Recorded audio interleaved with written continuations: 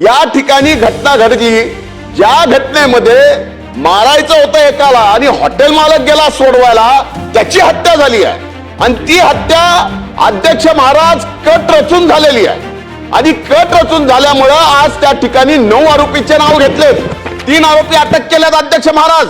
पण यामधला जो खरा सूत्रधार आहे त्या सूत्रधाराचं नाव घेण्यासाठी पोलीस जाणीवपूर्वक टाळतात.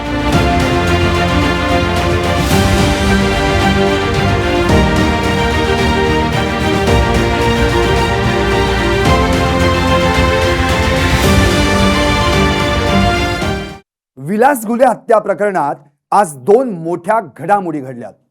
तिकडे आमदार धनंजय मुंडे घुले कुटुंबाच्या भेटीला गेले, तर इकडं एसआयटीची टीम खासदार बजरंग सोनवणेंच्या घरी गेली.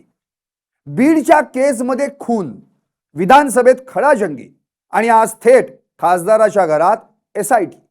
विलास घुले हत्या प्रकरणाला नवीन वळण मिळतंय का?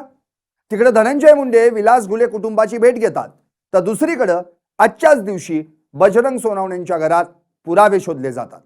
नेमकं काय आहे हे प्रकरण? विलास घुले हत्या प्रकरणातला मास्टर माइंड आहे तरी कोण? पाहुयात यावरचा हा स्पेशल रिपोर्ट. कुछ तो गडबड है. घुलेच्या घरी मुंडे आणि सोनवणेंच्या घरी एसआयटी. नमस्कार, मी संदीप आणि तुम्ही पाहताय LS मराठी. 20 जून बीड जिल्ह्यातल्या केस तालुक्यात हॉटेल व्यावसायिक विलास घुले यांची चाकू भोसकून हत्या करण्यात आली. विलास घुले भांडण सोडवायला गेले आणि जीव गमावून बसले. मग काय, बीड पेटलं. कुटुंबियांनी मृतदेह थेट पोलीस ठाण्यात नेला. 9 तास ठिय्या. मागणी एकच, खासदार बजरंग सोनवणेंच्या मुलावर म्हणजेच सौरव सोनवणेंवर गुन्हा दाखल करा. इकडे बीडमध्ये कुटुंबीय आणि नातेवाईकांचा ठिय्या सुरू असतानाच तिकडं 23 जूनला विधानसभेत धनंजय मुंडे गरजले. ही पूर्वनियोजित हत्या आहे, केवळ आरोपी नको, मास्टर माइंड कोण याचा शोध घ्या. अध्यक्षांनी लगेच गृह विभागाला आदेश दिले आणि तपासाची चक्र वेगाने फिरली. या प्रकरणी धनंजय मुंडे तर फुल ऍक्शन मोड मध्ये आलेत. विधानसभेत आवाज उठवला, थेट मुख्यमंत्री देवेंद्र फडणवीसांची भेट घेतली, लेखी निवेदन दिलं. सर्व बारकावे तपासा, विलास घुलेला न्याय द्या, सर्व दोषींना अटक करा. त्यावर फडणवीसांनी देखील शब्द दिला, दोषींना कठोर शिक्षा होईल. आणि आज तर मुंडेंनी घुले कुटुंबाचीच भेट घेतली, त्यांचं सांत्वन केलं. पोलीस वरवरची कारवाई करणार नाहीत, पाळमुळं खोदून काढतील असं आश्वासन देखील दिलं.